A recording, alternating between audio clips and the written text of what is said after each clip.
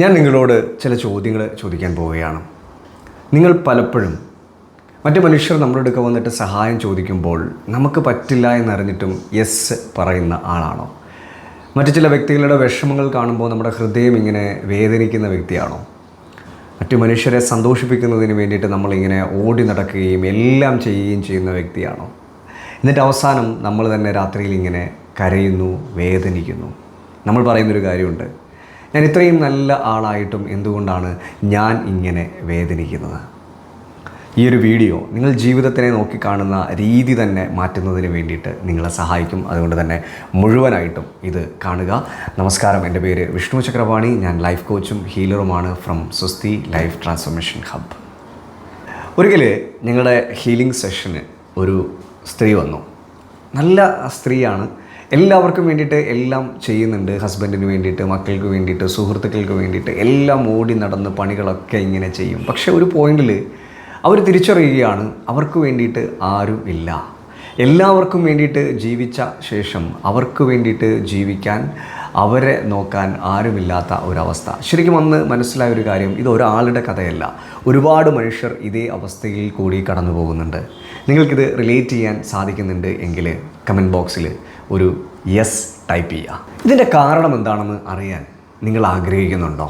അങ്ങനെയാണെങ്കിൽ പ്രധാനപ്പെട്ട 2 കാരണങ്ങൾ ഞാൻ പറയാം. പലപ്പോഴും നമ്മൾ നല്ല മനുഷ്യരാണ് എന്ന് പറയുമ്പോഴും നമ്മുടെ ഉള്ളിലൊരു വലിയ പ്രശ്നം കിടക്കുന്നുണ്ട്.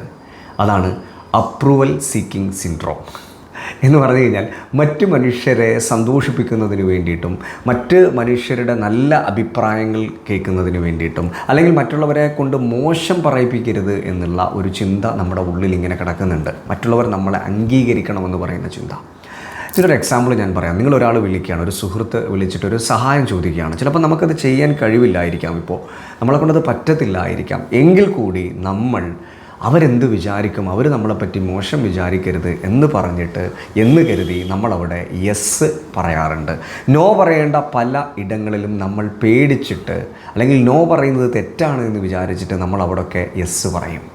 ഇതാണ് അപ്രൂവൽ സീക്കിംഗ് സിൻഡ്രോം. നിങ്ങൾക്കിതുണ്ടോ? എങ്കിൽ നിങ്ങൾ മനസ്സിലാക്കുക, നോ പറയേണ്ടിടത്ത് യെസ് പറയുന്നതാണ് ഏറ്റവും വലിയ അപകടം. അതുപോലെ തന്നെ മറ്റൊരു കാര്യമാണ് സാക്രിഫൈസിങ് സിൻഡ്രോം. എന്താണിത് സാക്രിഫൈസിങ് സിൻഡ്രോം എന്ന് പറയുന്നത്?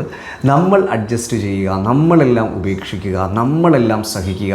നമ്മളിതിനെ എന്തോ വലിയൊരു മഹത്വവൽക്കരിച്ച് കാണുകയും അപ്പോൾ നമ്മൾ മറ്റുള്ളവർക്ക് നമ്മുടെ മുന്നിൽ ഒരു അംഗീകാരം കിട്ടും, അവർ നമ്മളെ നല്ല ആളാണ് എന്ന് പറയുമെന്നൊക്കെ വിചാരിക്കും. എന്നാൽ കുറച്ച് നാളിന് ശേഷം നമ്മൾ അതോർത്ത് സ്ട്രഗിൾ ചെയ്യും, അതോർത്ത് നമ്മൾ വേദനിക്കും, അതോർത്ത് നമ്മൾ നിരാശ കൊണ്ട് നടക്കും.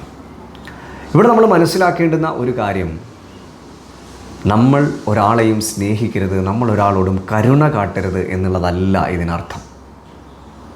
നമ്മൾ പലപ്പോഴും വേദനിക്കുന്നതിന് കാരണം നമ്മൾ നല്ല വ്യക്തി ആയതുകൊണ്ടല്ല, പകരം നമ്മൾ നമ്മളെ മറന്നു പോകുന്നത് കൊണ്ടാണ്, നമ്മൾ നമ്മളെ സ്വയം വഞ്ചിക്കുന്നത് കൊണ്ടാണ്. ഈ ഒരു വീഡിയോ കണ്ടതിന് ശേഷം നിങ്ങളൊരു 2 കാര്യങ്ങൾ, ഒന്ന് പേപ്പറും പേനയും എടുത്ത് വെച്ചിട്ട് എഴുതുക. നിങ്ങൾ മനസ്സില്ല എന്നുണ്ട് എങ്കിലും യെസ് പറയുന്ന എത്ര സ്ഥലങ്ങളാണ് ഉള്ളത്? ഇന്നു മുതൽ ഏതെല്ലാം ഏരിയയിലാണ് ഒരു ഹെൽത്തി ബൗണ്ടറീസ് നിങ്ങൾ സെറ്റ് ചെയ്യുന്നതിന് വേണ്ടിയിട്ട് ആഗ്രഹിക്കുന്നത്? ശരിക്കും ഈ 2 ചോദ്യങ്ങൾക്കുമുള്ള ഉത്തരം നിങ്ങളെ ജീവിതത്തിനെ പുതിയൊരു തലത്തിലേക്ക് കാണുന്നതിന് വേണ്ടിയിട്ട് സഹായിക്കും. ഈ ഒരു വീഡിയോ നിങ്ങളെ ഓർമ്മിപ്പിക്കുന്നത്, ഇതിൽ നിന്ന് നിങ്ങൾക്ക് കിട്ടേണ്ട ലെസൺ അത് ഇത്ര മാത്രമാണ്. നിങ്ങൾക്ക് മറ്റു മനുഷ്യരെ സ്നേഹിക്കാം, മറ്റു മനുഷ്യരെ കരുതാം, കരുണ കാട്ടാം. പക്ഷേ അത് ഒരിക്കലും സ്വയം മറന്നുകൊണ്ട്, സ്വയം ഉപേക്ഷിച്ചുകൊണ്ട് ആയിരിക്കരുത്. ശരിക്കും നമ്മളൊന്ന് ആലോചിക്കുക, നമ്മുടെ കയ്യിലൊരു കപ്പുണ്ട്, ഈ കപ്പ് എംപ്റ്റി ആണ് എന്ന് കരുതുക. എങ്ങനെയാണ് നമുക്ക് മറ്റൊരാൾക്ക് അതിൽ നിന്നും വെള്ളം കൊടുക്കാൻ സാധിക്കുക? സ്വയം സ്നേഹിക്കുന്ന, സ്വയം കരുണ കാട്ടുന്ന മനുഷ്യർക്ക് മാത്രമാണ് മറ്റു മനുഷ്യരെ സ്നേഹിക്കാൻ സാധിക്കുക. അതുകൊണ്ട് തന്നെ നമ്മൾ സ്വയം സ്നേഹിച്ചു തുടങ്ങുക. അതൊരു സ്വാതന്ത്ര്യമാണ്. നിങ്ങൾക്ക് ഈ ഒരു വീഡിയോ ഉപകാരപ്പെട്ടിട്ടുണ്ട് എങ്കിൽ തീർച്ചയായിട്ടും ഇത് മറ്റുള്ളവരിലേക്ക് ഷെയർ ചെയ്യണം. ഇതുപോലെ സ്ട്രഗിൾ ചെയ്യുന്നവരിലേക്ക് അത് ഷെയർ ചെയ്യണം. അതുപോലെ തന്നെ നിങ്ങൾക്കായിട്ട്, സ്ത്രീകൾക്കായിട്ട് നമ്മളൊരു ഫ്രീ എനർജി ഹീലിംഗ് വർക്ക്ഷോപ്പ് സംഘടിപ്പിക്കുന്നുണ്ട്. അതിൽ പങ്കെടുക്കാൻ നിങ്ങൾ ആഗ്രഹിക്കുന്നുണ്ടെങ്കിൽ നമ്മുടെ ഡിസ്ക്രിപ്ഷനിൽ വാട്സപ്പ് ലിങ്ക് ഉണ്ട്. നമ്മുടെ കമ്മ്യൂണിറ്റിയുടെ ഭാഗമാകുക. See you inside. Thank you so much.